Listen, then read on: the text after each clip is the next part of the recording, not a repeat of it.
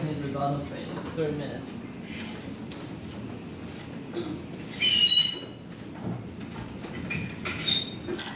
Greetings to all. First, the affirmative failed to provide the evidence that the technology can examine whether or not the patient is in incurable pain. Therefore, how can you guarantee that the patient is really qualified to be euthanized? Second, we are here to stick to the status quo. Since Taiwan has already legalized withdrawing LSD and DNR, then why don't we just stick to the old plan and just use that one and don't promote the new active euthanasia? Third, even once painful, his life is still worth living. Therefore, we strongly oppose that euthanasia should be legalized. Fourth, die in dignity. The affirmative have mentioned that patients can die in dignity, but they said that don't you think that it means that doctors are respecting the patients, but have you considered that and aware that conducting euthanasia is also a huge and tremendous pressure for the doctor?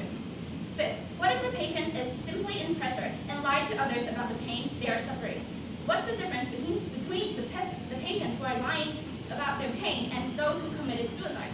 Sixth, how would the family be able to know that the unconscious patients are really in great pain? Aren't you aware that this is relevant to family deciding the patient's fate by deciding whether or not the patient should be euthanized just because the patients can't eat, sit, or stand by themselves? 7. Doctors are the third leading cause in the U.S., let alone in Taiwan. So how can you make sure that the doctors in Taiwan are making the right decision whether or not the patient is qualified to be euthanized? 8. They didn't mention the affirmative failed to mention the necessity of the policy they mentioned about utilizing euthanasia. Also, although they provided the evidence, but in the evidence they failed to provide they failed to prove what kind of side effects would happen in hospice care. Plus, the affirmative mentioned life quality, but what we want to emphasize is that everyone has the same value of life, even though they are in poor condition. So we shouldn't say that someone who can't sit, stand, or eat by themselves should be euthanized. Plus, they failed to answer the question about whether doctors would abuse their power to conduct euthanasia on patients. Furthermore, although they have punishments, but life is irreversible. If one is dead, how can nothing can be made up for the mistake? So the punishment is actually not a good policy to make up for the mistake. Last, according to the affirmative, they emphasize autonomy, but they also legalize non-voluntary euthanasia. So autonomy is not a reason to legalize the euthanasia. So we negative strongly oppose to legalize euthanasia. Thank you. Affirmative rebuttal training, 30 minutes. Good afternoon. We affirmative side strongly insist that the Taiwan government should legalize euthanasia. First, I would like to give a brief summary of the debate. In response to the negative side, we want to emphasize that it is very easy for them to say that, oh, we should not pass euthanasia because it would cause this, this, and this. But you are not the ones taking care of these patients, and you are not the ones being sick. You will never understand how much pain they are in. And it is very easy for you to say that we have this system that can alleviate 90% of your pain. But what about the 10%? What are you going to do to them? They gave absolutely no response to this. And we do not deny that hospice system in Taiwan is well-rounded, but it has its limits. Like we said before, there are 1/3 of patients, they died from a painful, they died in pain, and there are 10% of patients whose pain cannot be relieved through hospice.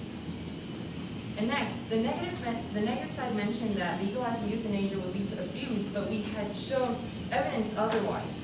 And in our plan, we include 2 doctors and 2 psychiatrists to confirm the patient's will.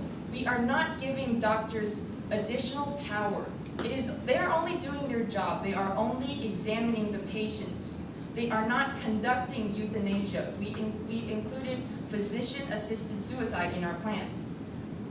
And next, we are not promoting euthanasia in any way.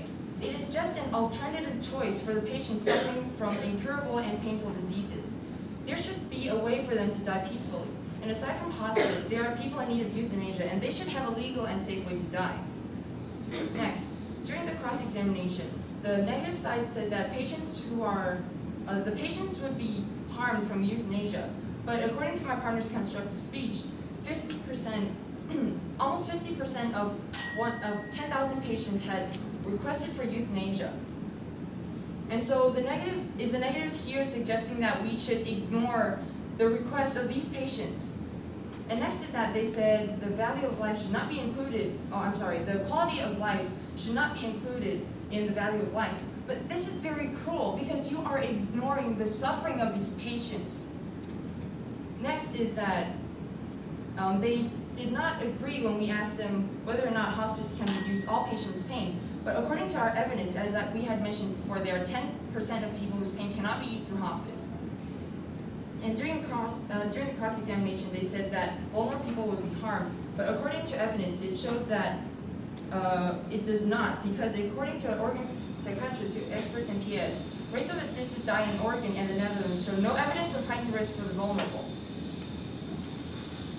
And so, first, they failed to relieve the 10% of the patient's pain through the current system, and they gave absolutely no response. So we affirmative sides strongly agree with the resolution. Thank you.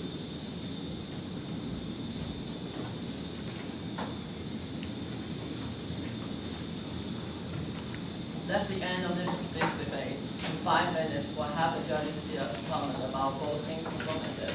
Now, please wait outside.